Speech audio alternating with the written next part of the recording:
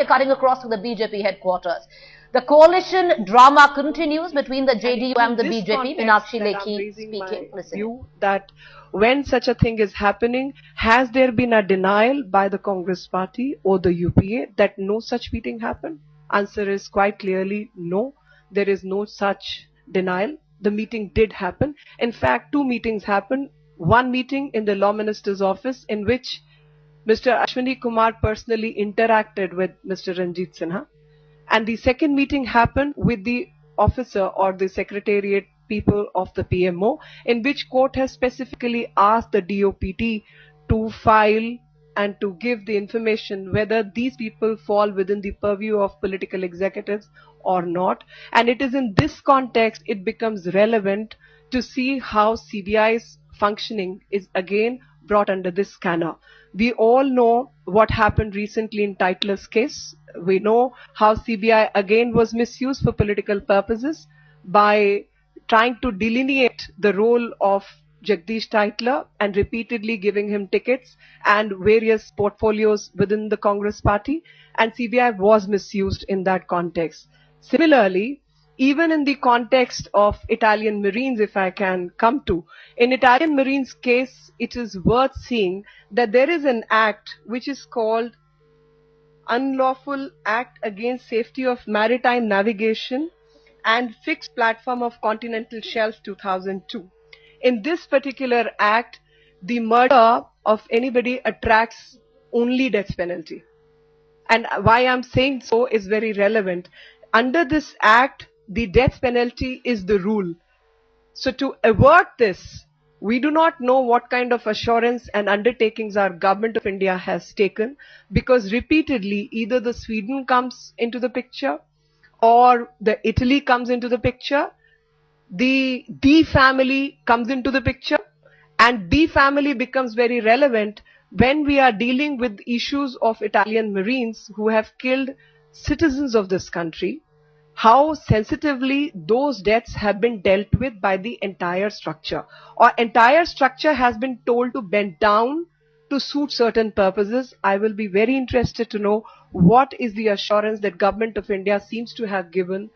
And the real cause seems to be that because under this act, murder only gives death penalty. To avert that, they want to bring it under IPC. That is 302, where murder does not attract only death, but it attracts both death as well as life imprisonment. So somehow trying to dilute so that if life imprisonment is awarded, life imprisonment people will be transferred under the treaty back to Italy, and then instead of undergoing punishment of life imprisonment, their penalty will be again changed and they will be sent away without actually undergoing the penalty. It is in this context it becomes relevant that NIA, which is a specialized body and has to deal with specific enactments, and the government would have had to pass this particular order to hand over the matter and under specific enactment. So they are trying to put it under the normal statutory functioning, normal statute, that is the IPC, and thus trying to again hand over the matter to CBI and not NIA. And this, in this context, it becomes relevant that CBI is again used for political purposes. We have seen in the past that how SP and BSP gave assurance to BJP while BJP tried to bring in a resolution on price rise and against corruption, and there was an assurance. And when it came to the matter that raise your hands in the parliament, both parties disappeared and staged a walkout in the parliament. And while they staged a walkout in the parliament, we saw how the system got manipulated. It is in this context that misuse of CBI needs to be seen. And further, there's another development that has happened recently in Andhra Pradesh. In Andhra Pradesh, 6 ministers have been named on 26 contracts which were illegally given, and the government and the chief minister at that point in time was YSR Reddy. And in that, again, it was the Congress government, and again misuse of CBI. And of all the things, cabinet has passed a resolution that these ministers should not be removed. in spite of corruption charges against them. And we've seen how the rules and regulation change when it is somebody who is even briefly named or not even absolutely named, and yet you demand that CBI or other things should happen and the person should give up the office, while 6 sitting ministers are named by the CBI charge sheet and yet they continue to be in offices. We can only say that the misuse, abuse and extra legal statutory use of CBI is continuing under this government, which has actually caused a lot of damage to the constitutional scheme and constitutional bodies. When the highest offices are involved in corruption, we go back to the issue of what kind of harmonization is the government looking at, both in the case of Italian Marines as well as in case of coal scam.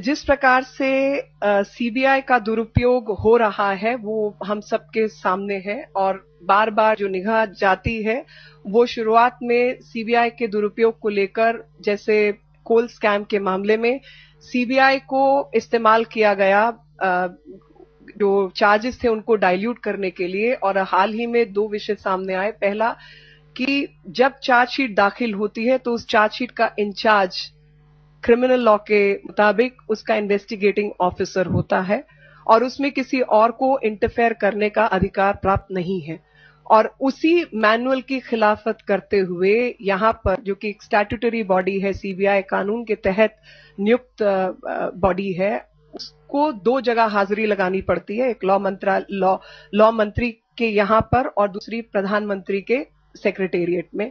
और दोनों हाजिरियों में ये बात सामने आई कि charges को कहा गया कि उसको एफिडेविट, जो सरकार का दूसरा एफिडेविट है, उससे हार्मोनाइज करके आप दाखिल करें और बाकी जो तमाम तथ्य हैं उनको हटाया जाए या घटाया जाए, जिस भी तरीके से आप उसको पढ़ना चाहें। और उसी दुरुपयोग के रहते ये सामने आता है कि सीबीआई को हाल ही में टाइटलर के केस में जो चिट मिली थी क्लीन चिट देने के लिए, और कचहरी ने उस बात को खारिज किया। बार बार लगातार यही बात सामने आ रही है कि सीबीआई का दुरुपयोग यह सरकार अपने राजनीतिक षड्यंत्र के तहत कर रही है, और कहीं ना कहीं दिखाई दे रहा है, खासतौर पे कोल स्कैम के मामले में, कोयला घोटाले में ये सामने आया। और फिर उसके बाद अगर हम इटालियन मरीन्स के केस पर जाएं तो वो भी सामने आता है कि एक एक्ट है जिसका नाम है maritime navigation and fixed of platform on continental shelf, 2002 का एक एक्ट है। उस एक्ट के मुताबिक जो भी कहीं मृत्यु किसी की जाती है या किसी को हत्या की जाती है, मर्डर का चार्ज है, उसमें उसको डेथ पेनल्टी मिलती है, यानी फांसी की सजा उसमें मुकर्रर है।